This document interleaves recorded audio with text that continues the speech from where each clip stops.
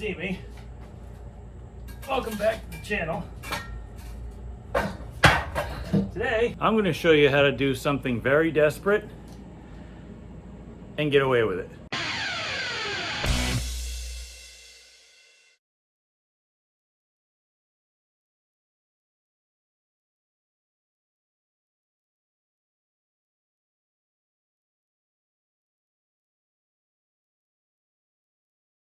So if you're new to the channel, thank you all for watching. I really greatly appreciate it. I genuinely do. Today, oh boy, I'm in for it because I am going to anger a whole lot of people by doing this. And you know what? I don't care. I don't care at all. So number one, do not send me any hate mail, comments, nonsense. I don't care. I'm not listening to any of them. This week, I'm going to show you how to rebuild a rear end, namely a GM 7.5-inch rear, which is stock for a Monte Carlo or G chassis car. But I'm going to show you how to do it a much more cost-effective way. Please do not mind the fan noise. It is hot in here. I'm trying to blow some AC around. Now what I need to do is I need to build this thing into being a spare and a Stafford Motor Speedway legal rear end, which has to have a specific ratio. I think it's a 456 rear. Right now it's got a 308 rear in it. This specific rear end was built in, I want to say about 2016, right after I won my first race.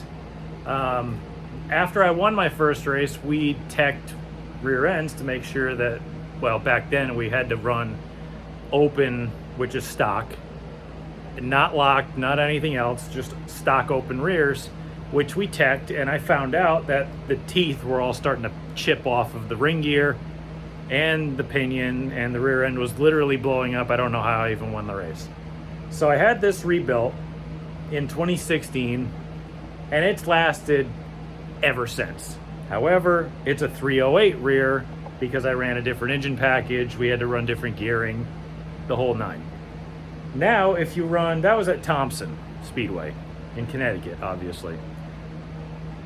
If you run at Stafford Motor Speedway in this division, you have to run, I think it says you have to run a 456, which, oh, I seem to have one right here. I also run relatively similar to that at Thompson. You can run open or locked rear, doesn't really matter. So if we wanted to, we could put a mini spool in it or leave it open with spider gears, whatever the case may be. At Stafford, it's got to be open, so I'm probably just going to leave it for that. I got my other rear in my regular car. I'm probably just going to leave it in. But if I need this one, then of course I can use it. So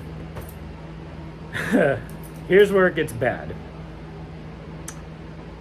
Say you're in a pinch.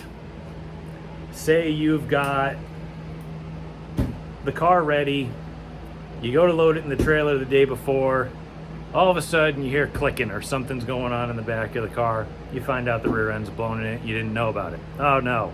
Now you got a night that you have to actually get this thing ready, and it's gonna be tough because you gotta go through pressing bearings, and you gotta go through, you know, setting backlash, and you got to check your pinion, and you got to do all this specific tooling and nonsense. Well, I got just the solution for you, and it's worked for me in the past, so don't give me any nonsense. I don't care. Again, you can waste your breath and waste all your typing on sending me messages, or, oh, you should have did this, oh, you never checked this, oh, it's gonna blow up. I don't care.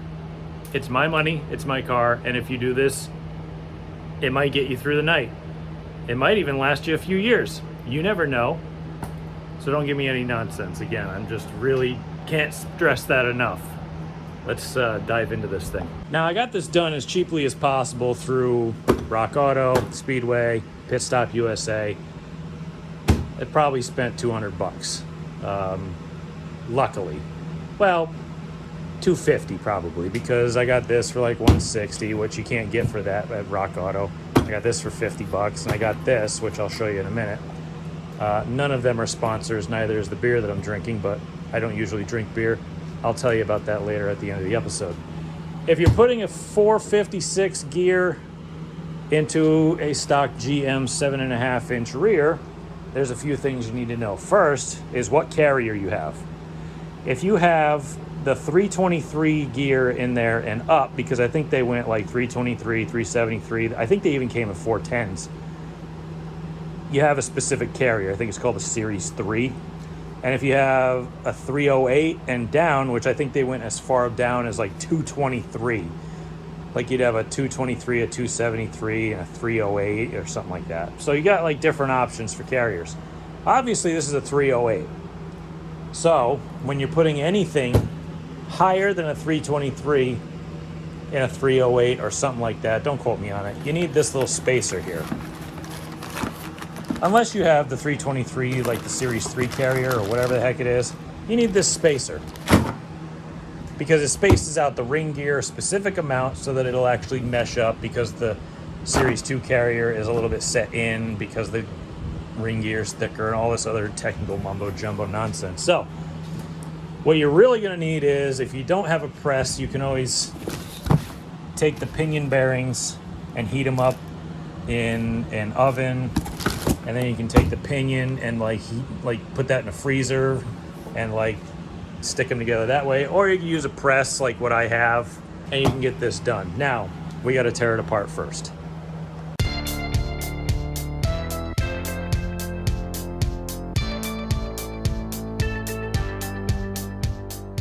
This is probably going to take a while, but I'm glad it had all the oil in it, and you want to let it drain as much as humanly possible. So I think I'm going to go attack some other jobs on the car while I let this thing drain out as much as I can. I got a piece of wood under the nose, even though I kind of slopped some oil on the floor, which I'll get some Speedy Dry for. But I'm going to tilt her up, let her do its thing, and then I'll show you how long this thing's been in and how good the gears actually look.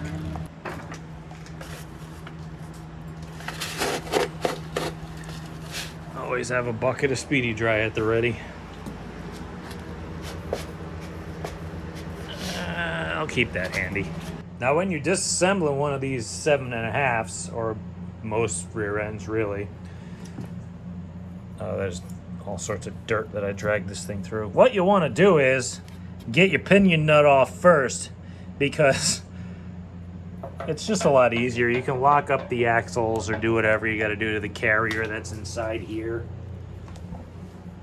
to lock it up. So I'm going to disassemble it anyway. I just burn the nut off, and then I start taking the carrier out, axles out, all sorts of stuff. So let's get to disassembly. I think this thing's been draining long enough. I don't see any active drips, so.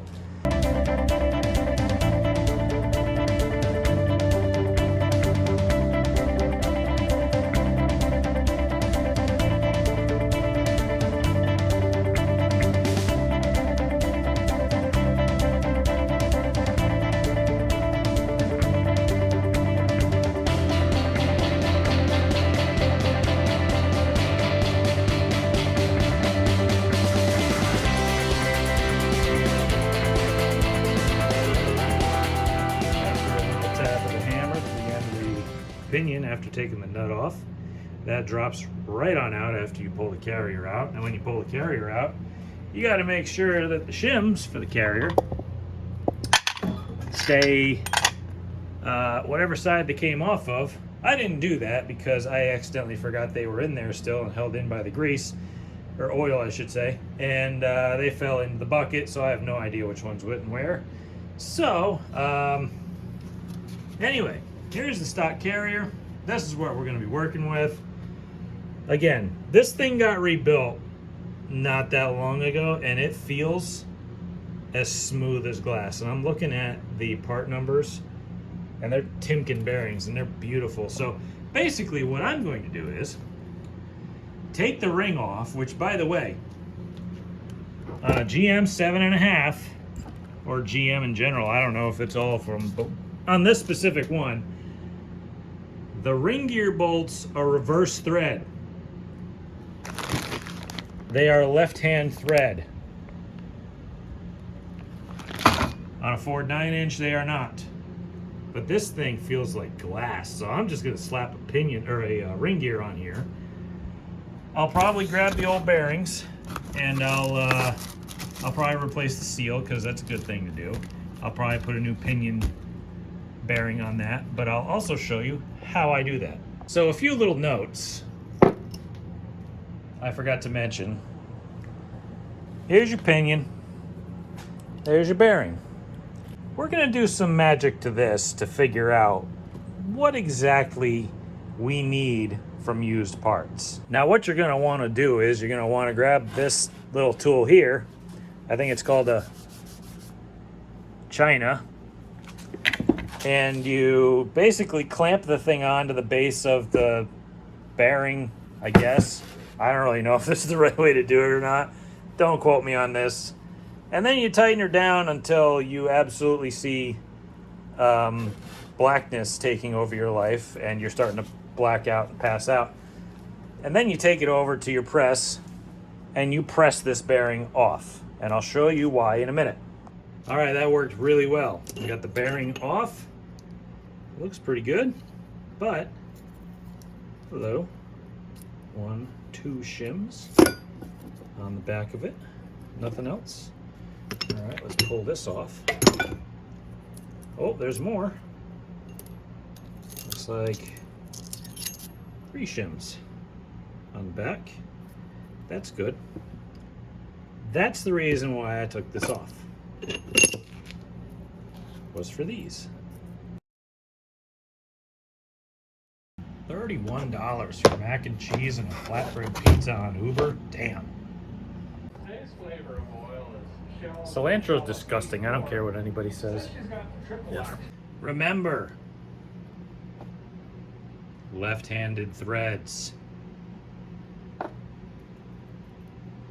So if you got a problem with knocking this thing off, because it's a little bit press fit on the carrier, what I do is, let me see if I can find it. This. I take this punch and I stick it down through the threaded holes because there's no threads all the way at the end, and I just smack it until it falls off. Now, also, before you start calling me a complete hack, I did go through and look at the bearing races. One's in the bucket. I'm not pulling that one out. But I saw, you can see right here, this thing sat outside for a bit, got wet, and there is a little bit of bearing problem. So, of course, I'm going to change those. I'm going to look at the carrier bearings and stuff too, but, you know, we'll see. So I'm not a complete hack because you can probably see the road that I'm going down here. I did put new races in because I had them. But these rear ends are kind of weird. You got to put them together without putting them together, kind of. So you got to kind of go like this, throw a bearing in there, then you got to throw the seal on, and then you can put the pinion in. So when you're torquing these down, they got to be set to a specific amount of foot-pounds, just to be even and equal all the way across.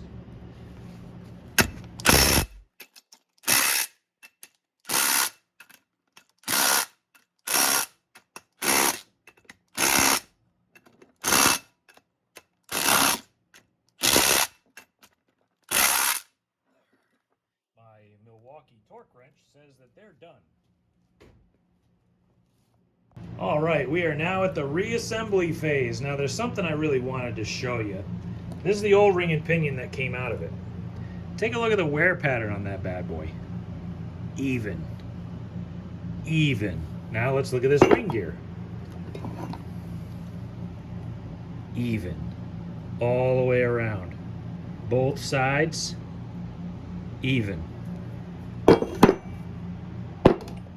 When you go to reassemble your pinion,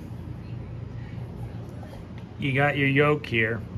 It's got the seal race. Sorry, I can't film and talk at the same time. You got the seal race here, but they tend to leak through the splines. So what you want to do is you want to smear a bunch of RTV on the threads and on the splines when you stick this back on. When it comes to putting it together, sometimes you just got to do it and get through it, especially when you're just slamming one together like I'm doing. What the hell is this? You know, I don't even want to know what that is. I don't even want to know. Grab yourself a glove, hold the pinion in there, tilt her up, Slam your yoke on.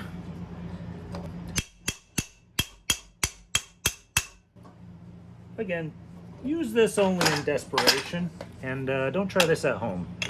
That way at least now you can't sue me.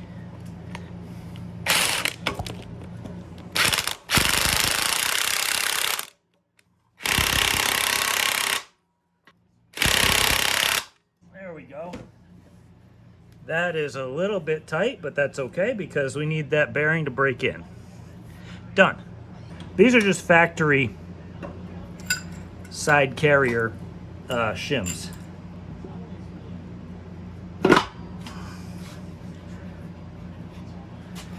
Jesus. Well, that is a little too tight. Let's try hammering it in. Nope.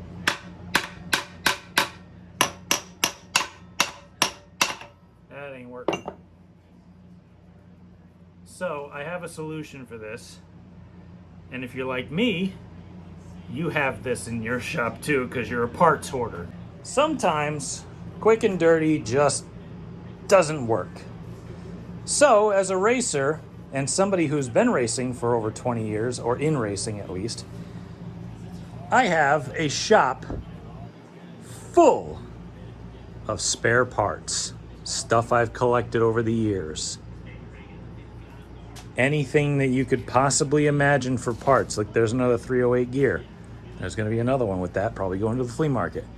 Parts upon boxes and milk crates and shelves and you name it. I have parts everywhere, including this. I found this the other day because I was out here looking for them. GM 7.5-inch rear parts, just randomly in one area. Yeah, I got gear marking compound in here. Actually, I think that went there, but whatever. I got carrier caps, axle saver bearing, that's interesting.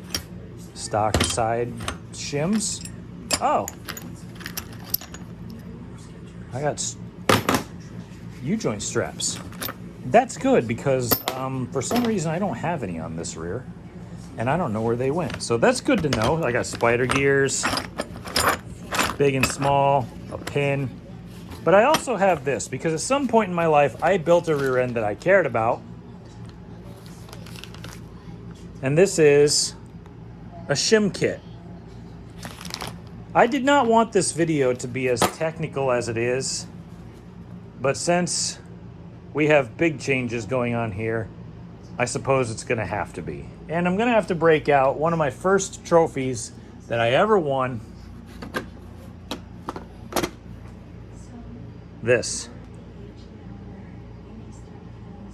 You can see me in the stupid picture. This is a Starrett dial caliper, and if you can see on it, it says June 15th, 2016 Limited Sportsman Race winner. This is a very nice piece that they gave me. And it's quite fitting because the last time this rear got rebuilt was right after this race. So that's fitting. Well, instead of a complete hack job rear, which it is mildly still hacky, we're gonna have to break out the dial caliper, the shim kit, and this as well, which I use on my 9-inch. My magnetic dial caliper, or dial indicator, or whatever the hell you want to call it. Again, I do not want people to think that I am some kind of ASE technician or any kind of mechanic that knows anything about anything. But there are a few things that I do know, and I do know enough to be dangerous. In these, if you can't wiggle it back and forth and hear anything, you have way too much lash, meaning this is too far into, let me try to roll this thing. Oh, geez, that's tight. This is too far into the pinion right here. So in order to get this to not have lash, we have to move it this way towards the left, which means we have to take this shim out and put something thinner in here out of that bag from shims here. And we have to equalize this side to try to make it the same on both sides, but also move it away so that we can attain about, if it's a new ring and pinion, 8 to 10 thousandths of lash. Plus, we have to get the wear pattern straight, but we'll figure that out later. I'm kind of disappointed in myself. I'd promised people the quick and dirty way to build a rear end, and it's taken me like hours. Like, I swear to God, it's taken me like 6 or whatever hours. I don't know how long it's been. But anyway, I've used all of my shims up because I ran out and I didn't buy any. But I think I had enough to get away with it. Now, I haven't checked the wear pattern yet, which is where everything's going to go wrong for me, and I'll probably throw this video away. But I got this down to about 00, now we'll call it, it's a strong 9 thousandths of lash. And there's no side-to-side carrier play either. Like, there's nothing. Okay. So now I'm going to paint the wear marks and see what it says, and we'll get on with it. You know, this always happens to me. I try to make some kind of video where it's humorous about me saying, oh, we're going to cut corners and we're going to do this and we're going to make people mad. And then it ends up turning into a complete rebuild because I'm not actually cutting corners. The only corners I cut was I didn't replace the carrier bearings and I reused the crush sleeve because it's now essentially a spacer. And that's not exactly the most hacky thing in the world. I've already replaced the bearings for the pinion. I've already replaced everything else. And now if you look at the pattern, that ain't good. It's way up here, which tells me that even though I reused the pinion shims, which also I tried to make sound hacky, I need more. So this video is going to be delayed a couple days because I got Rock Auto on the line and they're sending me a kit. So when that comes in, we'll get back to work on this, but at least we're not really on a time crunch to get this thing ready, because I'm really kind of interested in getting this thing ready for next year at Stafford, when I maybe go race there a couple times. I don't know yet. We're going to look at money and see how that works. And maybe I'll have this as a backup for this car, because, you know, you can see I got the Ford 9-inch still in it. You can change the spider gears out of it real quick by pulling the bolt, pulling the pin, pulling the gears, and putting a carrier or a mini spool in it, or whatever the hell you want to do. So, all right, this is going to be delayed, but I got other stuff to do, so I'm going to watch the Cup race and probably get this finished later.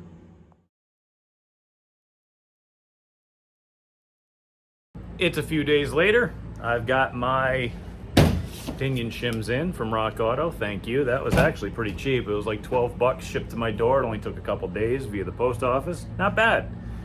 Word to the wise, if you're going to do this, I would suggest getting the deluxe kit, because I thought that I actually had pinion shims, but they turned out to be carrier shims. That's why this video took longer than usual.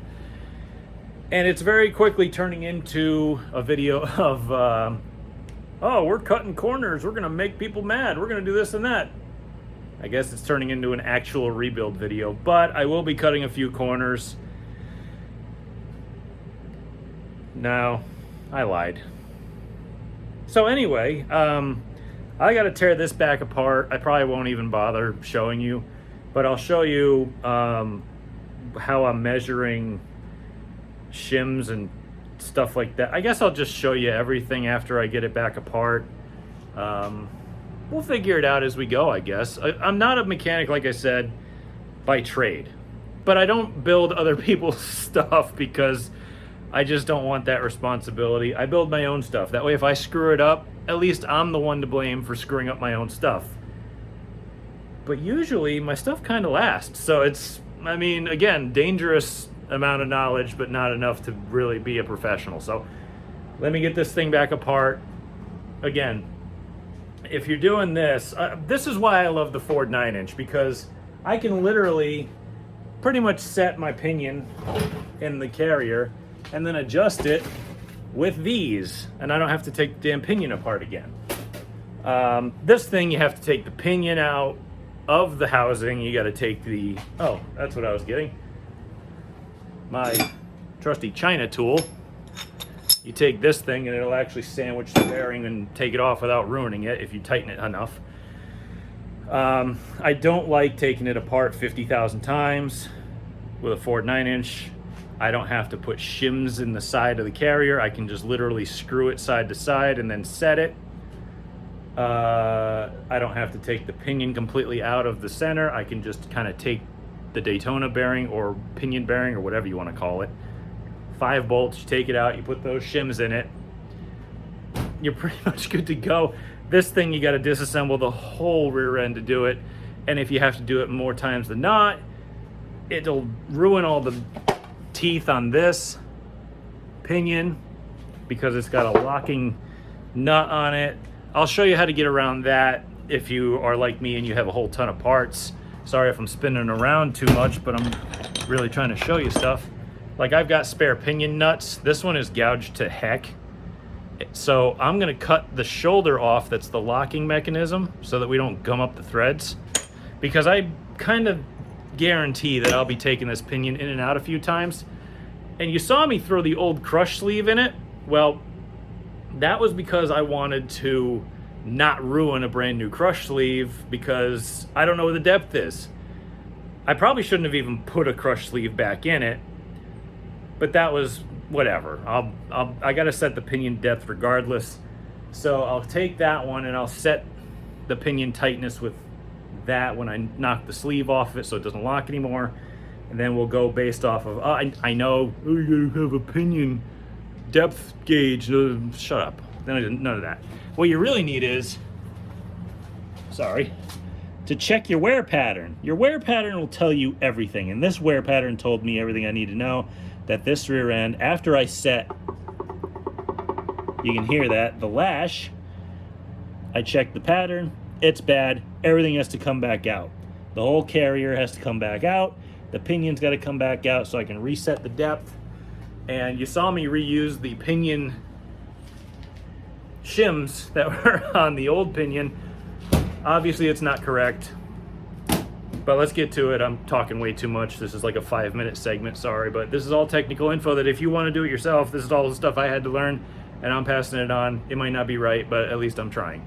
Quick side note, having a brass hammer or brass punch to knock the pinion back out of the yoke so that you can take it back out really helps so you don't mung up the threads. I guess I never showed people how to do this, but this tool is obviously meant to go on the back side of the bearing. See, it still moves, but you're clamping it onto the race, which is kind of in the back side there. You can't really see very well. It's got a real thin jaw, and you clamp the hell out of it and it grabs the back side of the inner race. So this thing spins and you're not pulling on the bearing, it's clamping onto the inner race and it's pulling it off the pinion that way. Like I put it in the press with those two stands standing up, and I just kind of push down and knock this pinion and the bearing apart. Then I can start dealing with the spacers. Okay, you'll notice I am pressing this out. I am pushing the handle down. The pinion's moving, but see, it's not on the bearing. Now that I've gotten my lash, which I've used this magnetic caliper for, and put it on the tooth here and checked how much play it has, I've gotten it to within specs.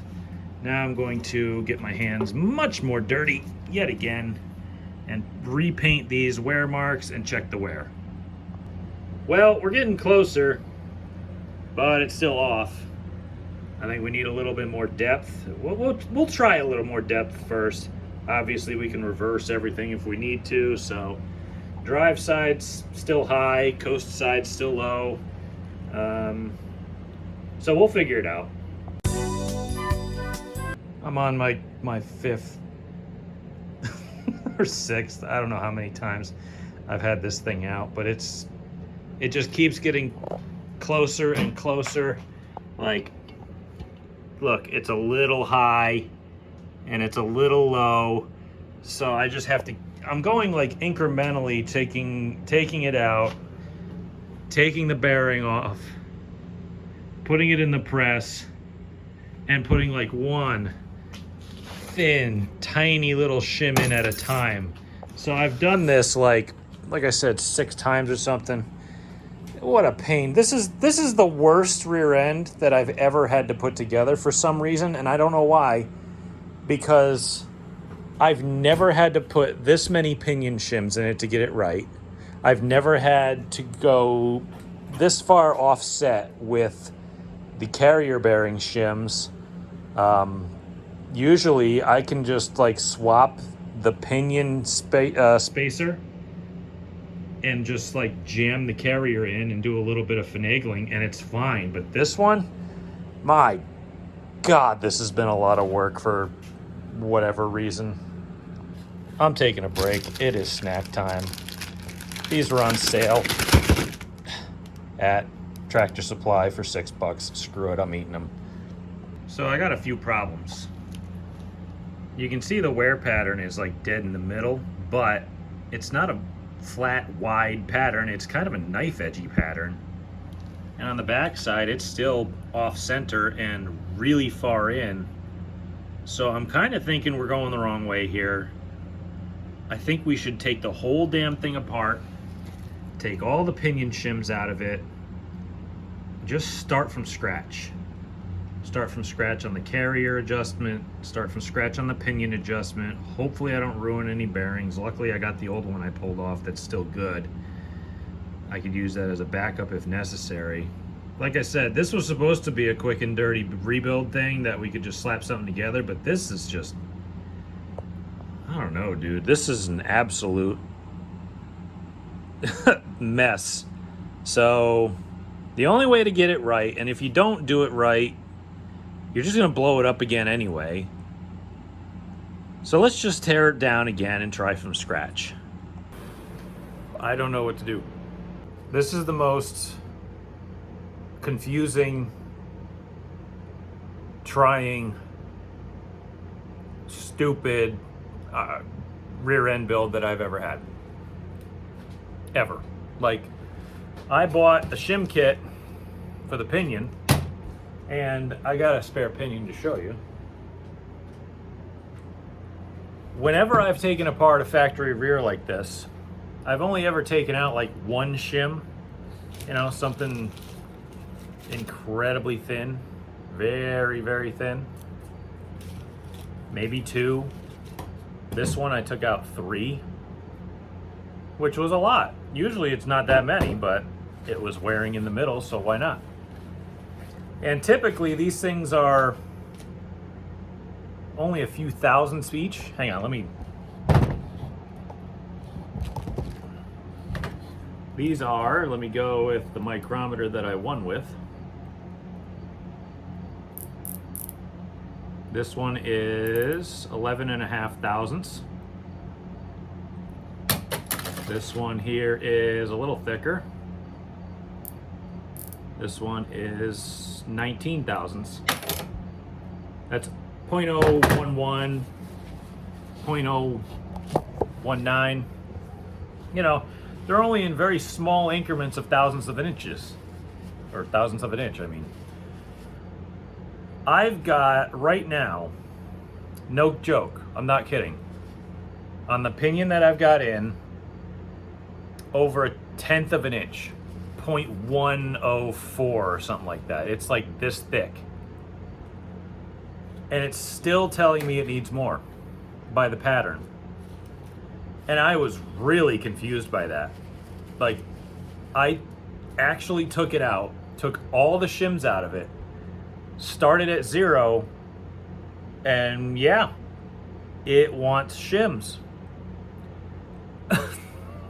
I'm absolutely speechless. Like, I've been standing in my garage for the better part of an hour or two, like shaking my head, looking at this thing, saying there's no possible way that this pinion needs that many shims. There's no way. But for some reason, I don't know what it is, I've got that in there. And it's saying it still needs more. Check it out. I think the last time I showed you, it was wearing in the middle and like a little off on this side. Well, I put more shims to it. I guess it wasn't quite in the middle. It's a little high. Roll. And it's still a little low.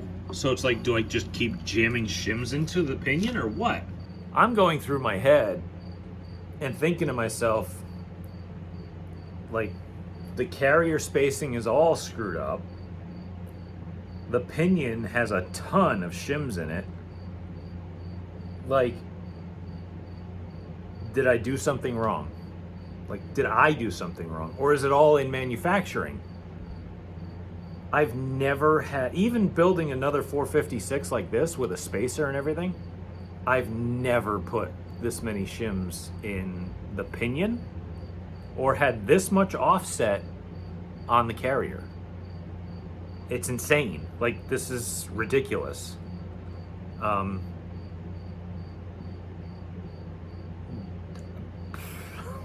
What do I try next? I don't know.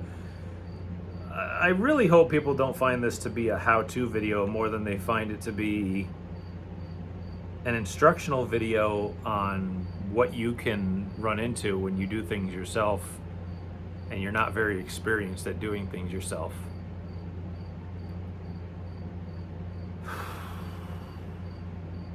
Because this is absolutely ridiculous. Like, this is nowhere even close to what I've had happen. I've said it before. I put together another rear a few times, and I took an old pinion out and old ring gear out that was stock. I took the shim off of the pinion I took the pinion spacer off, jammed the pinion bearing on, basically figured out the carrier adjustment side to side, and the thing was fine. It wore straight. Like, I didn't do anything to those rears. This one is just a complete anomaly, and I have no idea what to do to fix it. So, off camera, I'm going to be playing with a whole lot of things, and I'll report back as soon as I figure something out, because I'm actually running out of materials. I'm starting to bend and break tools, like my bearing puller. Like, things are not going good. And I don't have the money to call in professional help, so I gotta figure this out quick. It's day 3. This was supposed to be a couple hours, maybe. Not 3 days. I've pretty much had it. I've basically been trying to show you the quick and dirty way to get away with just tossing a rear end together, which I've done a few times, and it completely backfired. Like, none of this worked. Everything was completely different. Everything has to be completely redone.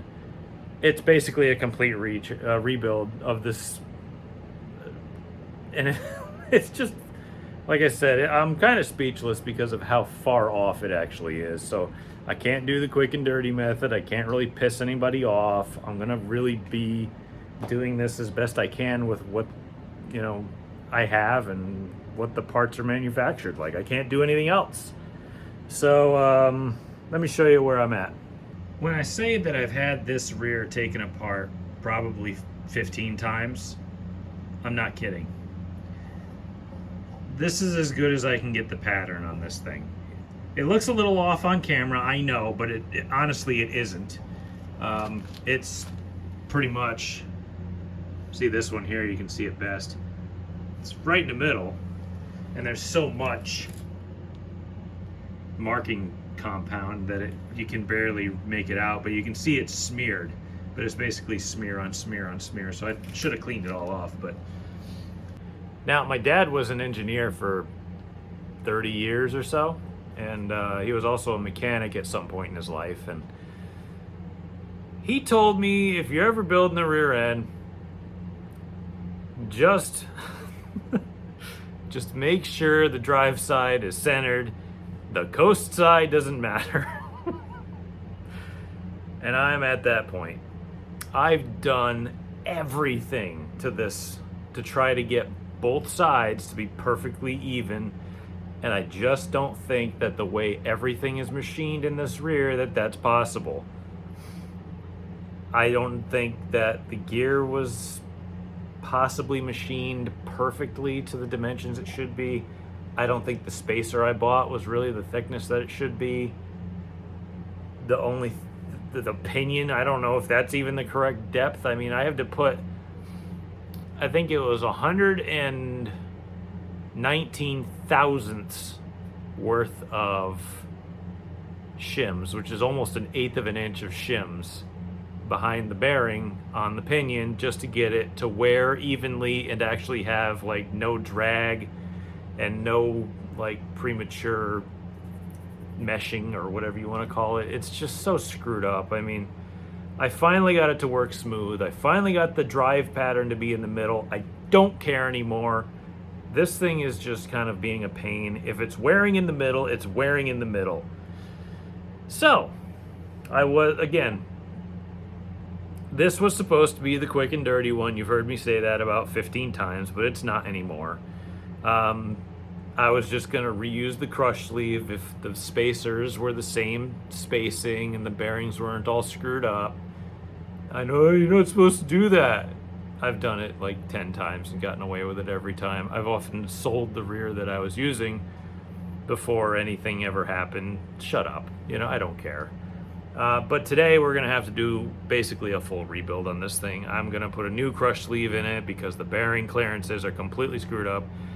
I mean, there's some things that you can kind of get away with taking the short route. Today's just not that day. I thought I would get away with it, but we're not. So I got to do the crush sleeve and basically take this thing back apart to do that again, but at least I'm not pressing bearings off this time, thank God. I got the lash set, I got the side carrier clearances set. I just got to put the crush sleeve in and lock up the front end. I'll show you how I do that at least, but we'll see if I have to make more tools or not, so I'll be back. Even if you drain the thing fully, there's still oil and grease, gear marking compound. I swear to God, I look like a Simpsons character after this. I know I've been using power tools like a complete oaf, but now's the time when I kind of got to stop doing that and kind of be a little bit more responsible, because now's the part where you got to be a lot more discriminative of how gentle everything actually is, Keep everything together, make sure you don't tip everything out of it. Oh, I'm moving the table, I got my camera on. Then you just take, oh geez. I really hate getting power tools dirty. They're power tools, they're not supposed to get dirty. They're supposed to do dirty work, but not get dirty. Alright. See, I'm using that nut that I cut the shoulder off so it won't be locking all the time. I just bent one of the threads when I was hitting this with a hammer earlier, so. Alright, hopefully this is the last time I gotta do this. Where's my hammer? See my brass punch? I didn't show you all this earlier, but this is kind of pressed into a bearing that's in this part of the snout when you tighten it together. The crush sleeve acts as a little bit of a spring spacer to keep the gap in case there's any forward or aft movement due to drive lane vibration or shock or loading or anything like that. So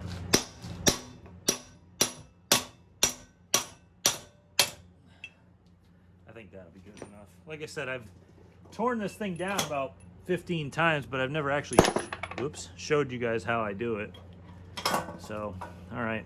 Now I just got to put a crush sleeve in here, and we can throw it back together. Tech tip. Harbor Freight sells shop towels.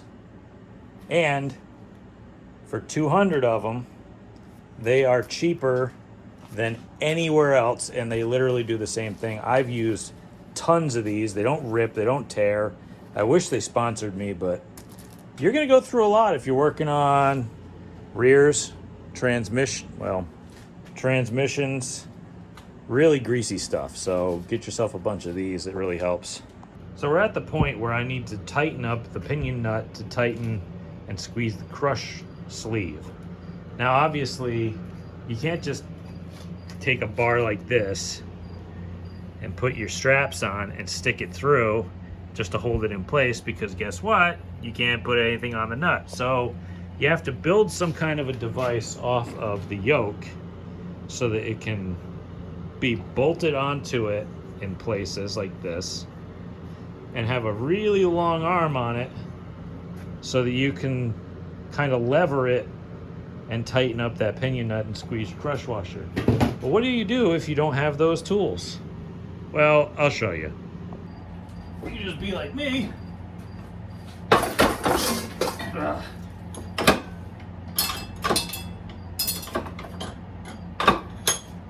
And just stick it in the vise. Oh, come on. It's a little easier said than done, but we'll get there.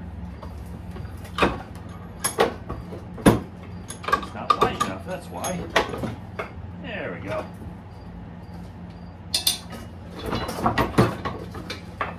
All right. And there we go. Perfect. I'm at a very strange point again. Obviously I've got the rain gear and carrier out because I want this thing to be in the open. I can reach in, check the play on stuff, but I've got the new crush sleeve installed and I can't get a adapter to my little inch-pound torque wrench that's big enough. And so I basically just put it in line on one of these and just try to rotate the pinion with that. And it's reading about 20 or 15 inch-pounds to rotate the pinion, which is exactly kind of what you want, I cranked it down in the vise by hand until I felt it kind of meet, and then you can actually see in here, there's a vent where oil slings off of the ring gear and gets shoved into here and goes down and lubricates the front bearings for the pinion. Now I can actually take my finger and put it in here and feel if the bearing is seated, which it is. But my issue is, you might be able to hear that noise. That's my crush sleeve. I noticed that we had so much stack on the back of this pinion to get the depth correct in the housing that now the crush sleeve is so far apart that it's not touching the bearing. It's actually it is touching, but it's not crushing.